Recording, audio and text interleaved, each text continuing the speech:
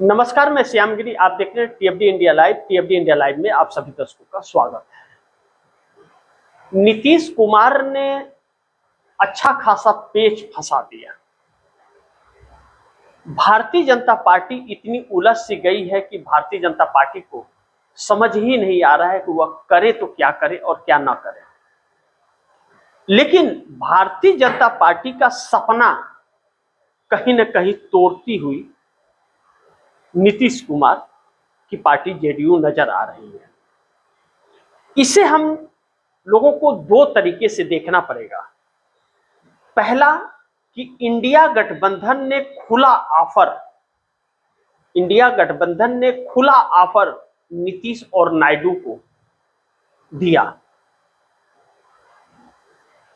Parliament के दोनों सदनों में नीतीश कुमार और चंद्रबाबू नायडू को खुला ऑफर दिया। लोकसभा के अंदर समाजवादी पार्टी के धर्मेंद्र यादव, जो अखिलेश यादव के भाई हैं, उन्होंने चंद्रबाबू नायडू को और नीतीश को ऑफर दिया। कहा कि आप लोग इंडिया गठबंधन में आइए और नई सरकार बनाते हैं और इस सरकार को दिखाते हैं भारतीय जनता पार्टी को कि सरकार और देश कैसे चलाया जाता है। लेकिन वहीं राज्यसभा के अंदर आम आदमी पार्टी के संजय सिंह ने संसदीय कार्य मंत्री किरण रिजिजू के सामने ही बयान दिया चंद्रबाबू नायडू को लेकर के कि आइए, जिधर आप पहले थे उधर आइए और सरकार बदलते हैं। सर, मोदी से जो लेना है ले लीजिए और उसके बाद चले आइए। यानी कि राज्यसभा और लोकसभा दोनों में ऑन रिकॉर्ड यह बातें आ गई, क्योंकि यह इसका इस्तेमाल भाषण में, अपने दिए भाषण में यह बयान किया गया। लेकिन इसे जरा परखते हैं कि क्या चंद्रबाबू नायडू इस ऑफर पर विचार कर रहे हैं, क्योंकि चंद्रबाबू नायडू लगातार रेवंत रेड्डी के संपर्क में है, कांग्रेस के। और चंद्रबाबू नायडू कई बार धमकियां भी दे चुके हैं सरकार को कि हमारे पास इंडिया गठबंधन का ऑफर है। ऐसा वाईएसआर जगनमोहन रेड्डी, आंध्र प्रदेश के मुख्य विपक्षी पार्टी जो है, वह कई बार प्रेस कॉन्फ्रेंस करके कह चुके हैं चंद्रबाबू नायडू राहुल गांधी के संपर्क में। लेकिन नीतीश कुमार को भी खुला ऑफर अखिलेश यादव ने भी कहा था, और अखिलेश यादव चंद्रबाबू नायडू के लोगों से मिले भी है हैदराबाद जाकर। नीतीश कुमार को कहा कि हम आपको प्रधानमंत्री बनाना चाहते हैं। अब नीतीश कुमार ने बिहार के अंदर एमएलसी पद से इस्तीफा दिया। उन्होंने, एक अहम सवाल है सिग्नेचर को लेकर के, टकराव है। लेकिन सैया कोतवाल तो डर काहे का, भाजपा का यह चाल है, क्या है? एक खत और निकल करके आया कि मुख्यमंत्री पद से इस्तीफा दे दिया उन्होंने, जबकि यह हकीकत नहीं है, यह गलत है खबर। लेकिन गौरतलब यह है कि नीतीश कुमार की 4 शर्तों में नीतीश कुमार का जो उद्देश्य झलक रहा है, वह उद्देश्य बहुत अहम है। वह उद्देश्य इस बात का इशारा कर रहा है कि भारतीय जनता पार्टी भरोसे के लायक नहीं है। इसके साथ सत्ता में तो रहो, लेकिन इसके ऊपर भरोसा मत करो। अगर भरोसा किए तो आप ही के पीठ में छुरा घोंप कर सत्ता कब्जिया लेगी। और यह तय है कि भारतीय जनता पार्टी का जैसे भी अगर सत्ता आ गया हाथ में बिहार के अंदर, तो भारतीय जनता पार्टी बिहार को नर्क बना देगी। अब भारतीय जनता पार्टी इस वक्त उलझी और हुई है, परेशान है। भारतीय जनता पार्टी पूरी तरह से एक्सपोज हो चुकी है। नरेंद्र मोदी की सरकार एक्सपोज हो चुकी है। इनकी नीयत और सोच एक्सपोज हो चुका है। नीतीश कुमार ने अपने चारों शर्तों के अंदर जो अपना व्यक्तिगत अपनी पार्टी को लेकर के जो शंकाएं जाहिर की है, उन्होंने कहा है कि पहले शर्त में कि सीएम कौन होगा, और उस डिस्क्रिप्शन में उन्होंने बयां किया है अपने दर्द को कि ऐसे व्यक्ति के हाथ में मैं अपनी विरासत नहीं दे सकता जिसके सीएम बनने से जेडीयू के अस्तित्व को खतरा हो। यानी कि नीतीश कुमार का कोई खास व्यक्ति सीएम हो बिहार का। दूसरे में उन्होंने गृह मंत्रालय को लेकर के जो कहा है कि यह भाजपा को छोड़ना पड़ेगा, क्योंकि प्रशासन के द्वारा डंडा बजाने का कार्य और गरीबों को सताने का कार्य यही वर्ग करता है। इसे हम भारतीय जनता पार्टी के हाथ में दे नहीं सकते। लेकिन तीसरा बड़ी अहम है, जिस पर हम लोग कई दिन से चर्चा कर रहे हैं, विधानसभा अध्यक्ष यानी कि स्पीकर वह जेडीयू का ही होगा।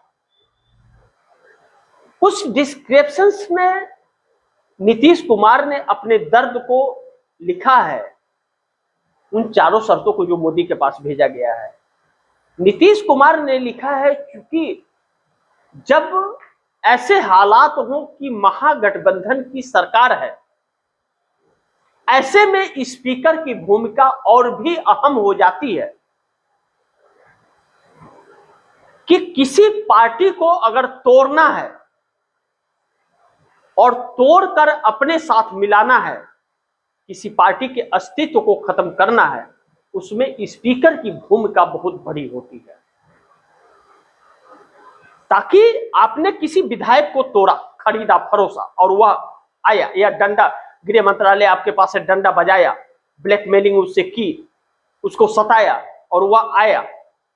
जैसे कांग्रेस कहती है कि कौवा आजकल कम दिखाई दे रहा है, वॉशिंग मशीन में धुल करके वह हंस बन करके निकल रहा है, उस तरह आपने इस्तेमाल किया, तो वहां पर स्पीकर जो होगा विधानसभा का वह बड़ी अहम होगा। उसके ऊपर होगा कि उसे उस सत्तारूढ़ दल का सदस्यता दिलाएगा या नहीं दिलाएगा, उस पार्टी के नोटिस पर संज्ञान लेगा या नहीं लेगा जिस पार्टी को छोड़कर वह नेता सत्तारूढ़ दल के पास आया, तो वह स्पीकर का पद जेडीयू के पास होगा। और चौथे शर्त में जो एनडीए के किस घटक दल को कौन सा विभाग मिलेगा, यह चारों शर्तें भारतीय जनता पार्टी किसी भी कीमत पर नहीं मानेगी और नीतीश कुमार किसी भी कीमत पर झुकेंगे नहीं। यानी कि टकराव बढ़ रहा है और यह टकराव किसी भी दिशा में जा सकता है। जो लगातार यह बातें कही जा रही हैं कि गेंद नीतीश कुमार के पाले में है और इंडिया गठबंधन का खुला ऑफर नीतीश नायडू को है, तो इस वक्त नीतीश कुमार ने अपनी दिली इच्छा जाहिर कर दी है इन चारों शर्तों में। तो भारतीय जनता पार्टी अगर मानने को तैयार नहीं है तो नीतीश पलटने को तैयार नजर आ रहे हैं। और नीतीश अगर पलटते हैं तो निजाम और सरकार पलटेगी, क्योंकि इस वक्त बिहार के अंदर कार्यकारी मुख्यमंत्री हैं नीतीश कुमार, तो सरकार पलटनी है, बदलनी है, तो सरकार हस्तांतरण होगा, सरकार नया रूप लेगी या सरकार पलट जाएगी। अब कहा यह भी जा रहा है कि 130 एमएलए की एक बड़ी तैयारी नीतीश कुमार कर चुके हैं, यानी कि विधायकों की 126 से 130, इस बात की चर्चा है। 122 विधायक का जादुई आंकड़ा बहुमत का बिहार का है, और अगर 126 और 130 की व्यवस्था है तो सरकार पलट जाएगी, सरकार बदल जाएगी।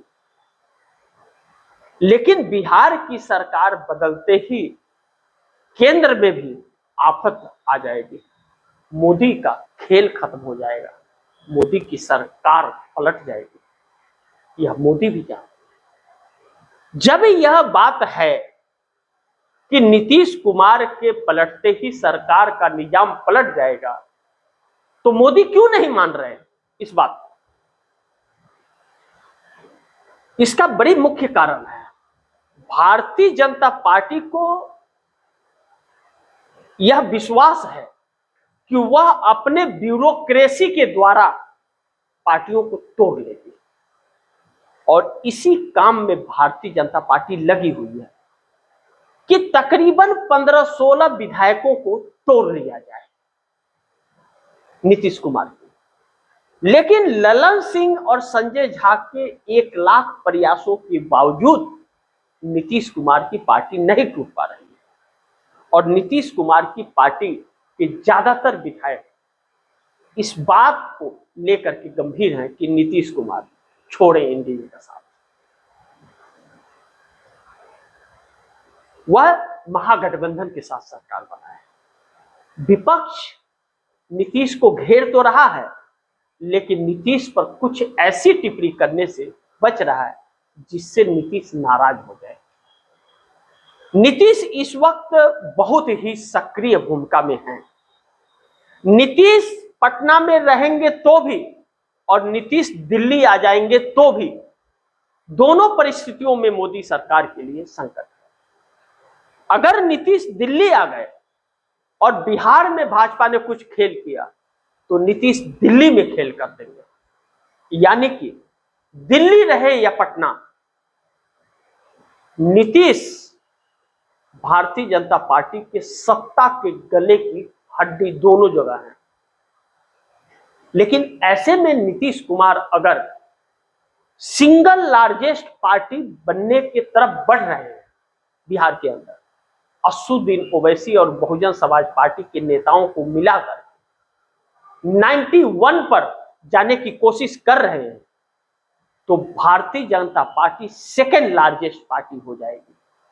और ऐसे में अगर नीतीश कुमार खेल करते हैं तो राज्यपाल भारतीय जनता पार्टी को नहीं बल्कि नीतीश कुमार को ऑफर करना पड़ेगा सरकार बनाने के लिए संवैधानिक तौर पर।